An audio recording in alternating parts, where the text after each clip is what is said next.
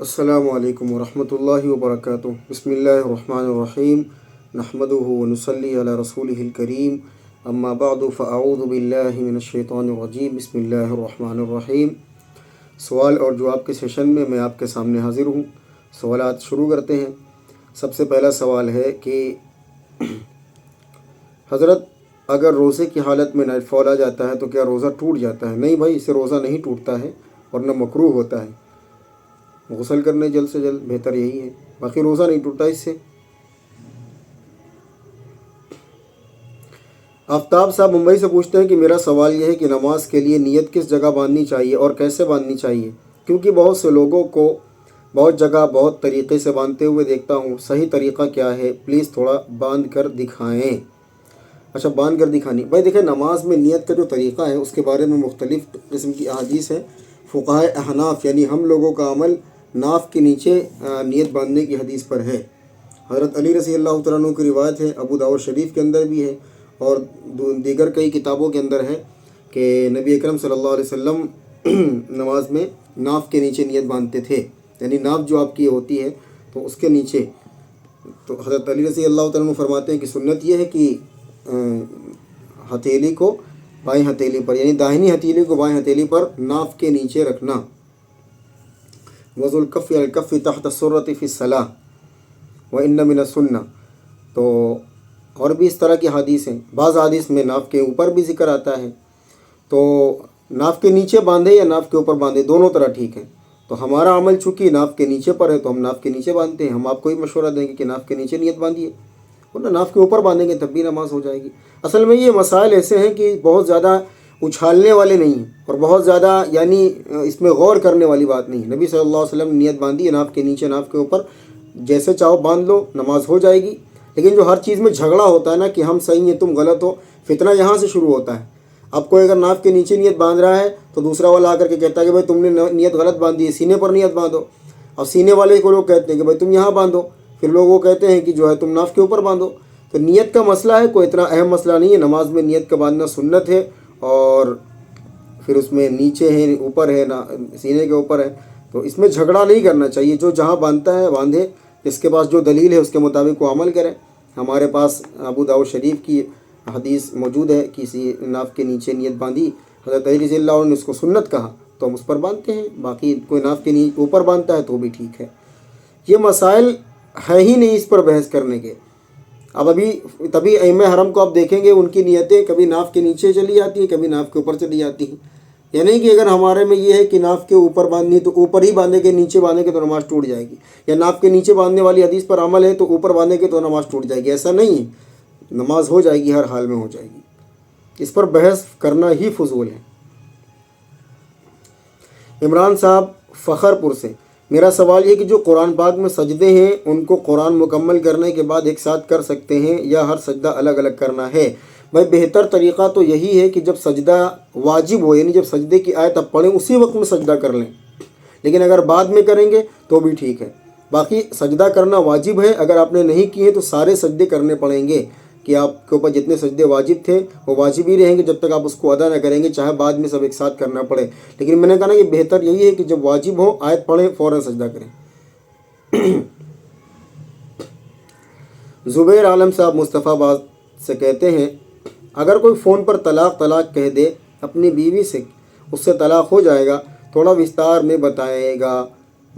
میرے چھوٹے بھائی کا مسئلہ ہے، ایک اسپیشل کلپ میں بتائیے گا، میاں بیوی کو دکھانا ہے۔ کل آپ کا مسئلہ ہے، اگر الگ سے کلپ دیجیے گا تو مہربانی ہوگی۔ بھائی اس پر میں پہلے بھی بیان کر چکا ہوں۔ دیکھیں، لفظ طلاق بولنا کہ میں تمہیں طلاق دیتا ہوں یا میں نے تمہیں طلاق دی، تو لفظ طلاق بولنا چاہے وہ فون پر ہو یا سامنے سے زبان پر ہو یا لکھ کر ہو، تو اس سے طلاق واقع ہو جاتی ہے۔ طلاق شریعت میں ایک ایسا عمل ہے جس کو ناپسند کیا گیا ہے۔ حدیث میں ہے کہ حلال چیزوں میں اللہ کو سب سے زیادہ ناپسند چیز جو ہے وہ طلاق ہے۔ تو بلا وجہ طلاق دینا یہ گناہ کا کام ہے، ناجائز کام ہے، اور 3 ایک ساتھ دینا یہ اور بھی بڑا گناہ ہے۔ لیکن 3 اگر ایک ساتھ دی ہے تب بھی طلاق واقع ہو جائے گی، میاں بیوی کا رشتہ ہمیشہ کے لیے ختم ہو جائے گا۔ تو اس لیے لفظ طلاق کو کھیل نہ سمجھا جائے، بلکہ مذاق میں بھی اگر دیں گے تو اب طلاق پڑ جائے گی۔ تو ان چیزوں کو کھیل نہیں سمجھنا چاہیے۔ بہتر یہ ہے کہ پہلے طلاق کے مسائل سیکھیں، نکاح کے وقت ہی سیکھیں کہ طلاق کے مسائل کیا ہیں، کیسے کیسے دینی چاہیے، قرآن اور حدیث میں اس کا کیا طریقہ لکھا ہے، تو اس کے بعد ہی کوئی ایسا قدم اٹھائیں۔ باقی قرآن و حدیث کی تعلیمات میں سے یہی ہے کہ اگر میاں بیوی میں نہیں بنتی ہے تو بنانے کی کوشش کریں، پھر بھی نہیں بنتی ہے تو اپنے خاندان والوں کو بٹھائیں اور وہ ان میں صلح کرانے کی کوشش کریں کہ معاملہ بن جائے۔ اس کے بعد بھی نہیں بنتی ہے تو اس کے بعد پھر ایک طلاق دے، پھر اس کے پروسیس ہے اس کو پورا کرے، پھر دوسری طلاق دے، پھر تیسری، اس طرح پروسیس کے تحت طلاق دینے کا طریقہ بیان کیا گیا ہے قرآن کے اندر۔ لیکن لوگ ہمارے یہاں ہوتے ہیں ذرا سی لڑائی جھگڑے پر طلاق طلاق طلاق شروع کر دیا، تو ایسے لوگ ہیں بدبخت ہیں، ان کو گناہ بھی ملے گا اور اللہ کے جواب دہ بھی ہوں گے۔ باقی طلاق اگر دی ہے تو واقع ہو جائے گی، فون پر دی ہو یا سامنے سے دی ہو یا لکھ کر کے دی ہو، ہر حال میں طلاق واقع ہو جاتی ہے۔ دانش انصاری امروہہ سے سوال یہ ہے کہ جو قرآن پاک میں سجدے ہیں ان کو قرآن مکمل کرنے کے بعد ایک ساتھ کر سکتے ہیں یا ہر سجدہ الگ الگ؟ یہ تو اوپر بیان کر دیا میں نے، آپ کا بھی سوال یہی ہے۔ اگر ایک ساتھ کر سکتے ہیں تو کس طرح کریں گے، پورا طریقہ بتائیے۔ پہلا والا طریقہ جو میں نے بتایا تھا کہ جیسے ہی سجدے کی آیت پڑھیں فوراً سجدہ کر لیں، یہی زیادہ بہتر ہے۔ بعد میں یہ ہوتا ہے کہ انسان کبھی بھول جاتا ہے کہ کتنے سجدے ہوئے، اور بعض اوقات سجدہ کرنے میں بھی بھول جاتا ہے کہ میں نے کتنے کیے ہیں کتنے نہیں کیے ہیں۔ تو بھائی جس وقت میں آپ سجدے کی آیت پڑھیں اسی وقت میں آپ سجدہ کر لیں، نہیں کیا ہے تو بعد میں کریں گے۔ بس ایک ساتھ کرنے کا مطلب یہ ہے کہ آپ گنتے رہیں کہ بھائی اتنے سجدے میرے ہو گئے، بس اور کیا مسئلہ ہے۔ بہتر یہ ہے کہ کھڑے ہو جائیں اور پورا سجدہ کریں، ورنہ بیٹھے بیٹھے آپ سجدہ کر لیں، بیٹھے ہوں اور سجدے میں چلے جائیں۔ باقی جو نماز کا سجدہ ہوتا ہے ویسے اس کا بھی ہوتا ہے۔ مہتاب عالم صاحب جھارکھنڈ سے کہتے ہیں کہ میرا سوال یہ ہے کہ عمری قضا نماز ادا کرنے کا بہتر طریقہ کیا، اور ساتھ میں بہت سے نمازیں سفر میں بھی قضا ہوئی ہیں، واضح کریں۔ بھائی جو سفر میں نماز قضا ہوئی ہے تو اگر شرعی سفر تھا یعنی جس میں قصر واجب ہوتی ہے تو ان کی قضا بھی قصر ہی پڑھیں گے، پوری نہیں پڑھیں گے۔ جو آپ کے اپنے شہر میں اپنے مقام پر قضا ہوئی ہے اس کی قضا مکمل پڑھیں گے۔ تو قضا تو واجب ہے، قضا ادا کرنی پڑے گی۔ یہ جو ہے نا مسئلہ کہ قضا ہے عمری نہیں ہوتی ہے تو پھر کیا ہوتی ہے؟ جس سے جو نمازیں قضا ہوئی ہیں ان کا کیا مسئلہ ہے؟ حدیث میں ہے کہ جب تم نماز چھوڑ دو یا بھول جاؤ یا سو جاؤ تو جب یاد آئے تو اسے پڑھو تم۔ تو جو نمازیں چھوٹی ہیں ان کی قضا تو کرنی پڑے گی، نہیں یاد ہے تب بھی کرنی پڑے گی، اندازے سے کرنی پڑے گی۔ تو آپ قضا پڑھتے رہیں، اس کے ساتھ نوافل بھی پڑھیں۔ تو حدیث میں ہے کہ قیامت کے دن اللہ اگر فرضوں میں کمی ہوگی تو نفل کے ذریعے ان کی کمی پوری کر دے گا۔ تو باقی یہی ہے کہ قضا نماز آپ مکروہ اوقات چھوڑ کر کے کسی بھی ٹائم پڑھ سکتے ہیں، فجر کے بعد بھی پڑھ سکتے ہیں، عصر کے بعد بھی پڑھ سکتے ہیں۔ جو مکروہ وقت ہے یعنی سورج نکلنے سے تھوڑی دیر پہلے اور اس کے جو ہے یعنی فجر کا وقت ختم ہوئے تو تقریباً 10 منٹ اس کے بعد پڑھیں آپ، یا اس سے پہلے پڑھیں۔ زوال کا وقت جو ہوتا ہے دن میں جب سورج چڑھنے لگے اور جب زوال ہو تو اس میں 10 منٹ، اور مغرب سے تھوڑی دیر پہلے۔ تو یہ جو اوقات ہیں سورج جب ہلکا پڑ جاتا ہے اس کی روشنی کم ہو جاتی ہے تو ان اوقات میں نہ پڑھیں، اس کے بعد آپ کسی بھی وقت میں پڑھ سکتے ہیں قضا نماز۔ سوال یہ تھا کہ 2 شخص جنہوں نے زکوٰۃ نکالی، ایک نے 52.5 تولہ چاندی پر زکوٰۃ نکالنی شروع کر دی اور دوسرے نے 7.5 تولہ سونا یا اس کے برابر کی مالیت پر زکوٰۃ نکالنی شروع کر دی۔ پوچھنا یہ تھا کہ ان دونوں غلط کون ہے، وضاحت کے ساتھ۔ بھائی 52.5 تولہ چاندی پر اگر سال گزر گیا تو اس میں سے زکوٰۃ نکالیں گے۔ اگر 52.5 تولہ چاندی ہے صرف یا اس کی مالیت ہے تو اسی حساب سے 2.5% نکالیں گے۔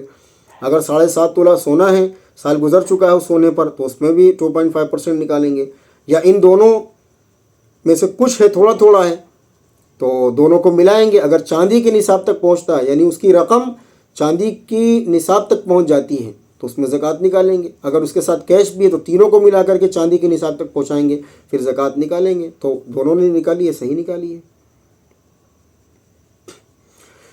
عابد پٹھان صاحب مہاراشٹر سے پوچھتے ہیں کہ حضرت میرا سوال یہ ہے کہ کیا زکوٰۃ کی رقم ہم اپنے قریبی رشتہ داروں میں دے سکتے ہیں؟ مثلاً بھائی اپاہج معذور، بھائی اپاہج معذور نہ ہو تب بھی آپ بھائی کو زکوٰۃ دے سکتے ہیں بشرطے کہ وہ مستحق زکوٰۃ ہو، یعنی اس کے پاس 52.5 تولہ چاندی یا 7.5 تولہ سونا یا اس کے بقدر پیسے نہ ہوں تو وہ مستحق زکوٰۃ ہے۔ باقی یہ ہے کہ زکوٰۃ کن کو نہیں دی جا سکتی، میں آپ کو بتا دیتا ہوں۔ جن سے آپ پیدا ہوئے یا جو آپ سے پیدا ہوئے آپ انہیں زکوٰۃ نہیں دے سکتے، اور شوہر اور بیوی ایک دوسرے کو زکوٰۃ نہیں دے سکتے، یعنی آپ اپنے والد کو، دادا کو، پردادا کو، اوپر تک اپنے بیٹے کو، پوتے کو، اس کے بیٹے کو زکوٰۃ نہیں دے سکتے، اپنی والدہ کو، نانی کو، پرنانی کو اوپر تک زکوٰۃ نہیں دے سکتے، اپنی بیٹی کو اور اپنی پوتی کو، اپنی بیٹی کو، نواسی کو اور اس کی بیٹیوں کو زکوٰۃ نہیں دے سکتے، اور میاں بیوی ایک دوسرے کو زکوٰۃ نہیں دے سکتے۔ اس کے علاوہ جتنے بھی رشتے ہیں سب میں زکوٰۃ دی جا سکتی ہے۔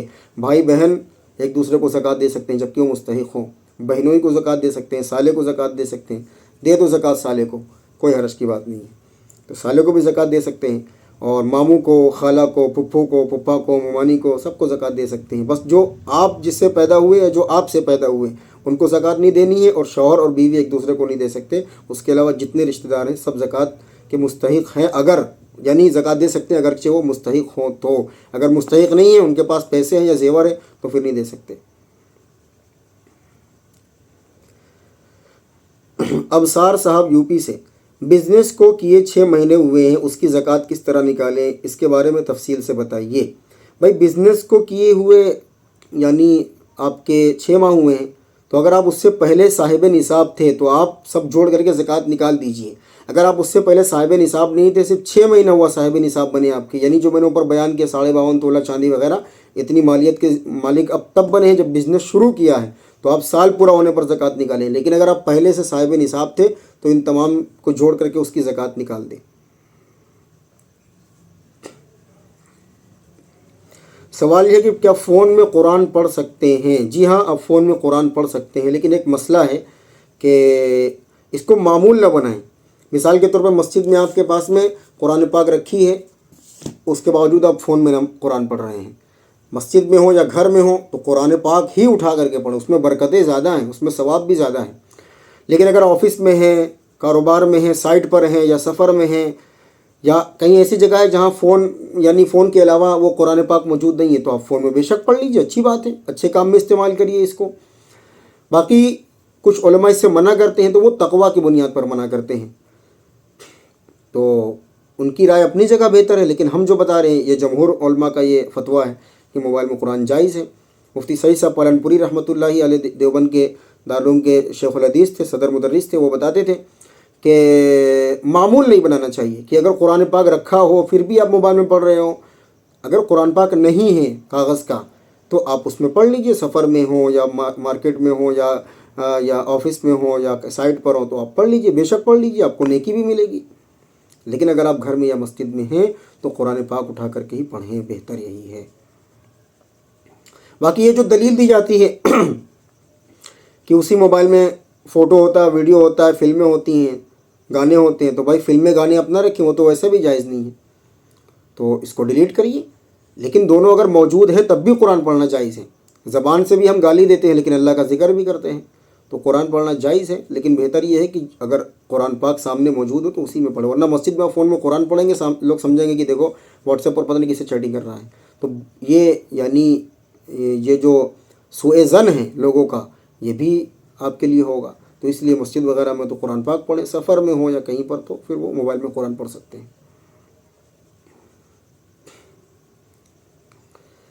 سوال یہ ہے کہ کتابوں کے قرآن کے پاروں کے جو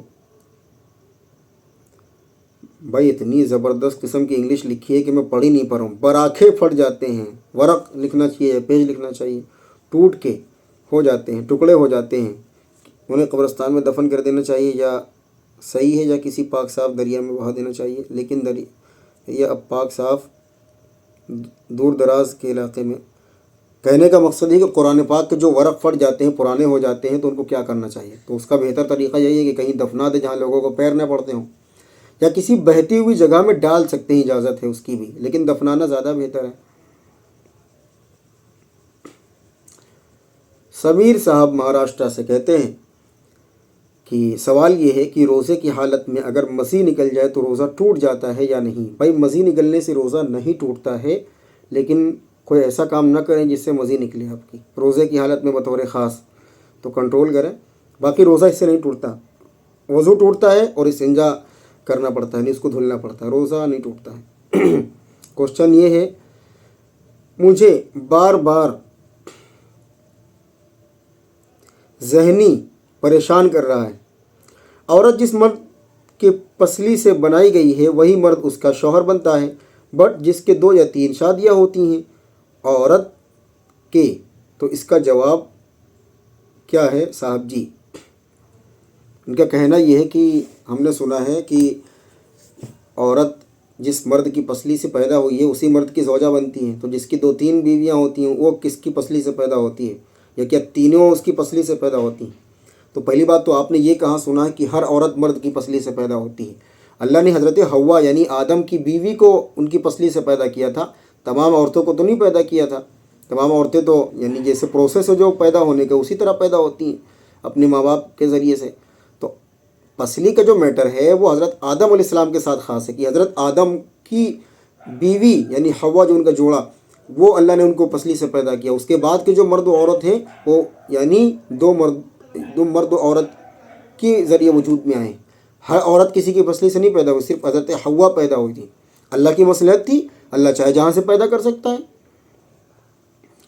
تو یہ بات صحیح نہیں ہے کہ مرد کی پسلی سے بنی ہے، اللہ نے اس کو پراپر جو طریقہ ہے اس سے ہی پیدا کیا ہے۔ اگر کوئی شخص حالت جنابت میں ہو تو دعائیں یا ذکر کر سکتے ہیں، اگزامپل بیت الخلاء جانے کی دعا، کلمہ، درود یا نظر کی دعا، بچوں پر آیت الکرسی وغیرہ۔ کوئی شخص جنوبی ہو یعنی ناپاک ہو یا عورت حیض کے ایام میں ہو تو وہ قرآن کی تلاوت نہیں کر سکتی، دعا، ذکر، اذکار وہ بالکل پڑھ سکتی ہے۔ صبح شام کی دعائیں، بیت الخلاء جانے کی، نکلنے کی دعائیں، کھانا کھانے کے بعد کی دعائیں، یا قرآنی دعائیں ہی کیوں نہ ہوں، جیسے کسی کی موت کی خبر پر انا للہ و انا الیہ راجعون، یہ قرآن کی آیت ہے لیکن حالت جنابت میں وہ پڑھ سکتی ہے۔ اور اسی طریقے سے سواری کی دعا سبحان الذی سخر لنا، یا اس طرح کی اور دعائیں ربنا آتنا، یہ ساری دعائیں پڑھ سکتی ہے۔ صرف قرآن کی تلاوت منع ہے، باقی دعائیں ذکر وغیرہ سب کر سکتا ہے اور سکتی ہے۔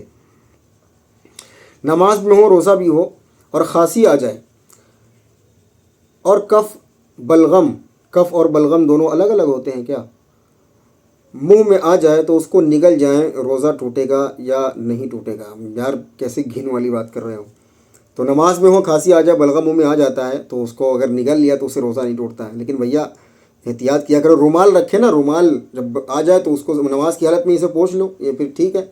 اب کیا کھا رہے ہو بھیا آپ لوگ، تو اس سے روزہ نہیں ٹوٹتا ہے۔ باقی یہ کہ زکوٰۃ کا ایک اہم مسئلہ ہے کہ جو انسان سونا چاندی جمع کرتا ہے یا زمین جو فروخت کرنے کی نیت سے ہوتی ہے، اس میں زکوٰۃ کا مسئلہ بہت اہم ہے کہ سونا چاندی میں زکوٰۃ کیسے نکلے گی۔ میں نے ایک ویڈیو کلپ اپلوڈ کی تھی کہ عورت کی جو زکوٰۃ ہے زیور کی، وہ عورت کے ذمہ لازم ہے، شوہر کے ذمہ لازم نہیں ہے۔ اگر شوہر ادا کر دے گا تو ادا ہو جائے گی، لیکن ذمے تو عورت کے ہے نا، تو اگر شوہر ادا نہیں کرتا تو عورت کو ادا کرنا پڑے گا زکوٰۃ۔ تو سونا چاندی جو جمع کر کے رکھتے ہیں اس میں سے زکوٰۃ کیسے نکلے؟ دیکھیں قرآن پاک کا صاف حکم موجود ہے سورۃ توبہ کے اندر کہ والذین یکنزون الذھب والفضة ولا ينفقونها فی سبیل اللہ فبشرهم بعذاب علیم، کہ جو لوگ مال و دولت سونا چاندی جمع کر کے رکھتے ہیں اور اس کو اللہ کے راستے میں خرچ نہیں کرتے، فبشرهم بعذاب علیم، ان کو دردناک عذاب کی بشارت سنا دو۔ یہ قرآن پاک ہے اور سورۃ توبہ کی آیت نمبر 34 ہے۔ سونا چاندی ایک مال ہے، صرف گڈی نوٹ کی یا کاغذ کی یا اسی طریقے سے جو کوائن ہوتے ہیں وہ مال نہیں ہے، اصل مال سونا چاندی ہے۔ اسی لیے قرآن نے کہا والذین یکنزون الذھب والفضة ولا ينفقون فی سبیل اللہ، کہ جو لوگ سونا چاندی کو جمع کر کے رکھتے ہیں اور اس میں اللہ کے راستے میں خرچ نہیں کرتے، ولا ينفقون فی سبیل اللہ فبشرهم بعذاب علیم، سونا چاندی کو جمع کرنا اور اس میں سے اللہ کے راستے میں خرچ نہ کرنا، یہ عذاب الہی کو دعوت دینا ہے۔ پھر آگے اللہ تعالیٰ فرماتے ہیں یوم یحمى علیہا فی نار جہنم فتکوی بہا جباہہم وجنوبہم وظہورہم، پھر اللہ نے فرمایا کہ جس دن ان کی اس دولت کو یعنی سونا چاندی اور جو مال و دولت وہ جمع کرتے تھے اللہ کے راستے میں خرچ نہیں کرتے تھے، اس دولت کو جہنم کی آگ میں تپایا جائے گا اور ان لوگوں کی پیشانیاں یعنی ماتھے اور ان کی کروٹیں اور ان کی پیٹھ داغی جائے گی اور کہا جائے گا ھذا ما کنزتم لانفسکم فذوقوا ما کنتم تکنزون۔ اللہ فرماتے ہیں کہ اور ان سے کہا جائے گا کہ یہی ہے وہ خزانہ جو تم نے اپنے لیے جمع کیا تھا، اب تم اس خزانے کا مزہ چکھو جو تم نے جوڑ جوڑ کر کے جمع کر کے رکھا تھا۔ تو زکوٰۃ کا معاملہ اسی لیے اللہ رب العزت نے زکوٰۃ فرض کی ہے کہ مال و دولت کو جمع کرنا، سونا چاندی کو جمع کرنا یہ اللہ پسند نہیں کرتا۔ اگر جمع کرنا ہے تو سالانہ اس میں سے 2.5% اس میں سے زکوٰۃ نکالنی پڑے گی۔ اب رہا یہ مسئلہ کہ اگر صرف سونا چاندی ہے، پیسے نہیں ہیں، تو زکوٰۃ کس طرح نکالے؟ تو دیکھیے آج سے چند سو سال پہلے کی بات ہے، صرف سونا چاندی ہی ہوا کرتا تھا، پیسے بھی سونا چاندی کے ہوتے تھے، تو وہاں کوئی نوٹ اور کوئی کوائن نہیں ہوتے تھے، سونا چاندی کے ذریعے خرید فروخت ہوتی تھی۔ تو اگر کوئی بندہ یہ کہے کہ میرے پاس سونا تو ہے مگر پیسے نہیں تو میں زکوٰۃ کیسے ادا کروں، کیا میں اس کو بیچ کر کے زکوٰۃ نکالوں گا؟ تو اگر میں بیچتا رہا تو ایک دن تو یہ سارا سونا ختم ہو جائے گا۔ پہلی بات تو یہ اللہ پر توکل کرنے کی بات ہے اور اخلاص کی بات ہے۔ کبھی بھی زکوٰۃ نکالنے سے یا صدقہ نکالنے سے مال کم نہیں ہوتا۔ اللہ کے رسول کی صاف حدیث مشکات میں موجود ہے، ما نقص مال عبد من صدقہ، کہ کبھی بھی مومن کا مال صدقہ کرنے سے کم نہیں ہوتا۔ تو اس پر ایمان اگر آپ کا اللہ پر ہے کہ اللہ رب العزت کے راستے میں خرچ کریں گے تو اللہ مال کو کم نہیں کرے گا بلکہ بڑھائے گا، تو آپ کا کم نہیں ہوگا۔ اگر آپ کی نیت پہلے سے ہی کہ اگر ہم صدقہ اور زکوٰۃ نکالیں گے مال کم ہوتا رہے گا تو نیت ہی پہلی بات آپ کی بدل گئی، آپ کا فرض تو ادا ہو جائے گا، لیکن جو اللہ سے تعلق ٹوٹا آپ کا کہ ہم خرچ کریں گے تو آئے گا کیسے؟ دیکھو مومن میں اور کافر میں فرق یہی ہے کہ مومن کے یہاں برکت ہے، کافر کے یہاں برکت نہیں ہے۔ کافر کے یہاں ہر چیز کم ہوتی ہے، مومن کے یہاں بڑھتی ہے۔ تو اس ایک ملحد یا لبرل سے میری ایک مرتبہ بات ہو رہی تھی، تو وہ زکوٰۃ و صدقے کی بات کر رہے تھے کہ بھائی اگر کسی کو دیا جاتا ہے تو کم ہو جاتا ہے۔ مثال کے طور میں نے 100 روپے میرے پاس تھے، میں نے 5 روپے کسی فقیر کو دے دیے تو میرے پاس کم ہو گئے نا، 95 ہو گئے، تو یہ بڑھا کہاں؟ حالانکہ اللہ کے رسول کی حدیث ہے کہ صدقہ دینے سے کبھی مال کم نہیں ہوتا، مال میں کمی نہیں آتی۔ تو ہم نے ان سے کہا کہ مومن کے مال میں اللہ برکت دیتا ہے، اور برکت کیا ہے یہ ہمیں قرآن اور حدیث پڑھنے کے ذریعے سے معلوم ہوگا۔ تو یہ عقیدہ رکھنا کہ زکوٰۃ دیں گے تو مال کم ہوگا، یہ ایمان کی کمزوری ہے کہ اللہ رب العزت نے جب کہا کہ تم دو گے ہم تمہیں عطا کریں گے، تو اس کے باوجود یہ سوچنا کہ زکوٰۃ دیتے رہیں گے تو سونا چاندی سب ختم ہو جائے گا، ہم خالیات ہو جائیں گے، یہ تو بہت ناشکری کی بات ہے۔ قرآن میں اللہ نے صاف حکم دیا ہے کہ جو مال و دولت کو جمع کرتے ہیں سونا چاندی کو اور زکوٰۃ نہیں نکالتے، خرچ نہیں کرتے، ہم تو ان کو عذاب دیں گے۔ تو اسلام میں اللہ رب العزت نے سونا چاندی کو جمع کرنے کو پسند نہیں کیا، چونکہ مومن کی زندگی یہ سفر ہے، تو اس میں یہ ہے کہ آپ خرچ کریے غریبوں پر۔ اور ایک نہیں درجنوں آیات ہیں جن میں اس طرح کی وعیدیں آئی ہیں، جو لوگ مال و دولت کو جمع کرتے اور اللہ کے راستے میں خرچ نہیں کرتے، اس پر درجنوں آیات ہیں۔ تو اگر آپ کے پاس سونا چاندی ہے، پیسے نہیں ہیں، تو آپ یہ نہیں کہہ سکتے کہ میرے پاس کیش نہیں ہے لہٰذا میں زکوٰۃ کیسے نکالوں صرف سونا چاندی کے ذریعے سے۔ آپ کو اسی سونا چاندی میں سے 2.5% نکالنا پڑے گا 1 سال گزرنے پر، چونکہ اللہ نے سونا چاندی جمع کر کے رکھنے کا حکم دیا ہے نا، کہ جو سونا چاندی جمع کرتے ہیں اور اس میں سے خرچ نہیں کرتے۔ وَلَا يُنْفِقُونَهَا، ہاں کی جو ضمیر ہے وہ سونا چاندی ہے، کہ سونا چاندی میں سے خرچ نہیں کرتے۔ یہ نہیں لکھا ہے کہ جو لوگ سونا چاندی جمع کرتے ہیں اور اس کے بقدر مال میں سے زکوٰۃ نہیں نکالتے۔ اللہ نے کہا وَلَا يُنْفِقُونَهَا فِي سَبِيلِ اللَّهِ، اور اس میں سے خرچ نہیں کرتے، تو اس میں سے مراد سونا چاندی ہے۔ تو اگر آپ کے پاس سونا چاندی جمع ہے اور کیش نہیں ہے پھر بھی آپ کو زکوٰۃ نکالنی ہے 1 سال پر، چونکہ اللہ نے حکم دیا ہے کہ خرچ کرو اسی سونا چاندی میں سے۔ عورتوں کا یہی مسئلہ ہے کہ وہ سونا چاندی ان کے پاس جمع ہوتا ہے لیکن وہ زکوٰۃ نہیں نکالتی، شوہر نکال دیتا ہے، بے شک ادا ہو جائے گی، پہلے بات کو سمجھیے۔ بڑا وواد ہو گیا اس پر جب میں نے مسئلہ بیان کیا، تو کوئی کہہ رہا تھا کہ عورت کیسے کمائے، کہاں سے لائے۔ ہم نے تو یہ نہیں کہا کہ عورت پر نکالنا واجب ہے، مرد نہیں نکال سکتا، ناجائز ہے، مرد نکالے گا تو ادا ہو جائے گی، لیکن آپ کے ذمہ لازم ہے۔ اب سونا بیچ کر کے زکوٰۃ نکالیں، چاندی بیچ کر کے زکوٰۃ نکالیں، یا کیسے بھی زکوٰۃ نکالیں، نکالنی پڑے گی۔ اگر آپ نے سونا چاندی اپنے پاس جمع کیا ہے تو آپ کو نکالنی پڑے گی اس میں سے زکوٰۃ، یہ فرض ہے، قرآن کا حکم ہے کہ نکالو، نہیں نکالو گے تو گنہگار ہوگے۔ پھر آگے جو وعیدیں بیان کی گئی ہیں، فی ناری جہنم فتکوی بہا جباہہم وجنوبہم وظہورہم، کہ ان کی پیشانیوں کو، ان کے پہلو کو اور ان کی پیٹھوں کو اسی مال و دولت کو تپا کر کے داغا جائے گا، اور ان سے کہا جائے گا ھذا ما کنزتم لانفسکم فذوقوا ما کنتم تکنزون، کہ یہی وہ مال و دولت ہے، اس کو چکھو اس کا مزہ جو تم جمع کر کے رکھا کرتے تھے۔ تو پیسے اصل مال نہیں ہیں، جو بھی جس کی مارکیٹ میں ویلیو ہو وہ ہر چیز مال ہے۔ مثال کے طور پر کیش ہو وہ بھی مال ہے، سونا وہ بھی مال ہے، چاندی وہ بھی مال ہے، زمین جائیداد جو آپ کی ہے وہ بھی مال ہے۔ آپ نے اگر کوئی زمین خریدی ہے اور بیچنے کی غرض سے خریدی ہے تو اگر اس پر سال گزر جائے گا تو اس میں سے زکوٰۃ نکالنی واجب ہوگی، چونکہ مالی تجارت ہے۔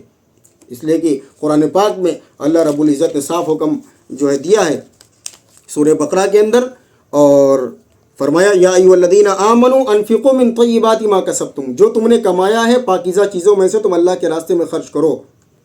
اگر نہیں خرچ کریں گے تو جو اللہ رب العزت نے جو وعید دی ہے، تو صاف حکم قرآن کا موجود ہے سورہ بقرہ آیت نمبر 267 کے اندر، اور اسی طریقے سے سورہ توبہ آیت نمبر 34 کے اندر، کہ جو تم نے مال جمع کیا سونا چاندی اس میں سے بھی زکوٰۃ نکلے گی، اور جو تم نے کمایا ہے من طیبات ما کسبتم اس میں سے بھی زکوٰۃ تمہیں نکالنی ہے۔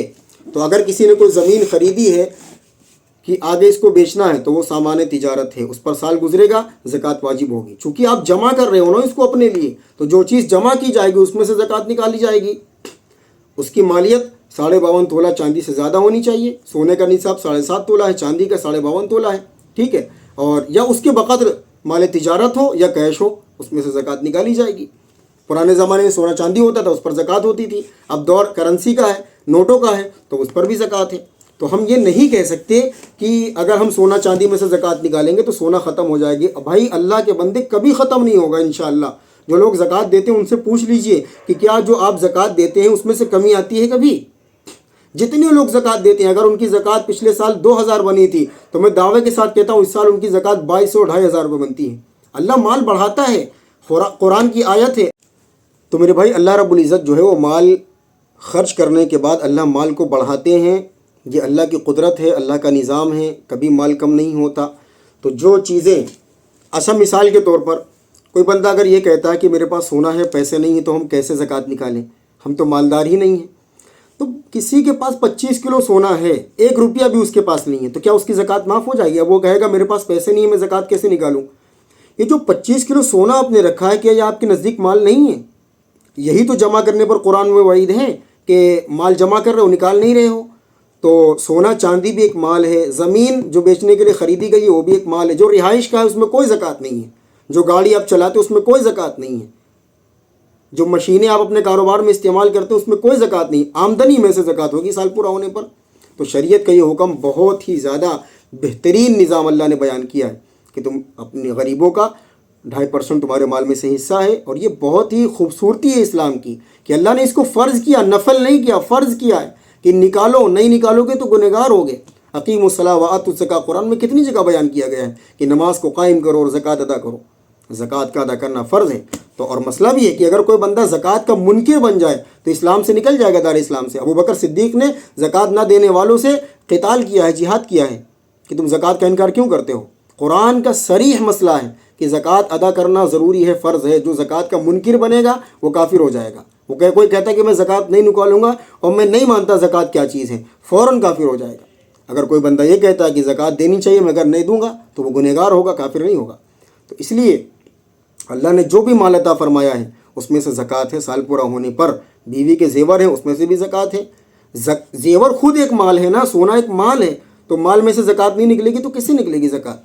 ज़मीनें हैं आपके पास में, आपने बेचने के, एक तो घर बनाने की नीयत से ख़रीदी है उसमें कोई ज़कात नहीं है, या ज़मीन बेचने के लिए नहीं है, उसमें बोने के लिए और पैदावार के लिए है तो उसमें भी ज़कात है। कुरान कहता है अनफ़िक़ू मिन तय्यिबाति मा कसबतुम, जो तुमने कमाया है। और इसके बाद अल्लाह ने यह भी फरमाया कि जो तुमने उगाया है उसमें से भी ज़कात निकालो। तो अगर ज़मीन ख़रीदी है आपने काश्तकारी करने के लिए तो उसकी जो पैदावार होगी उसमें ज़कात होगी। अगर ज़मीन आपने ख़रीदी अपना घर बनाने के लिए या फ्लैट बनाने के लिए कोई ज़कात नहीं है। अगर ज़मीन आपने ख़रीदी है आगे सेल करने के लिए तो चूँकि वो माल तिजारत है, और माल तिजारत के बारे में कुरान और हदीस में साफ़ हुक्म मौजूद है कि उसमें से ज़कात निकाली जाएगी।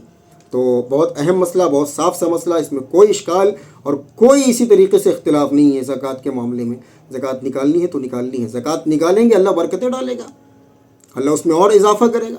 यही तो मामला है कि बखील में कभी बरकत नहीं होती है और सखी कभी परेशान नहीं रहता। ये अल्लाह का निज़ाम है, इसको मानना पड़ेगा हर तरह से। और जो मानेगा वो उसकी बरकतें देखेगा, जो नहीं मानेगा वो तो नुकसान में रहेगा। तो अल्लाह ताला हम सबको कहने सुनने से ज़्यादा अमल की तौफीक नसीब फरमाए। अस्सलामु अलैकुम व रहमतुल्लाहि व बरकातुहू।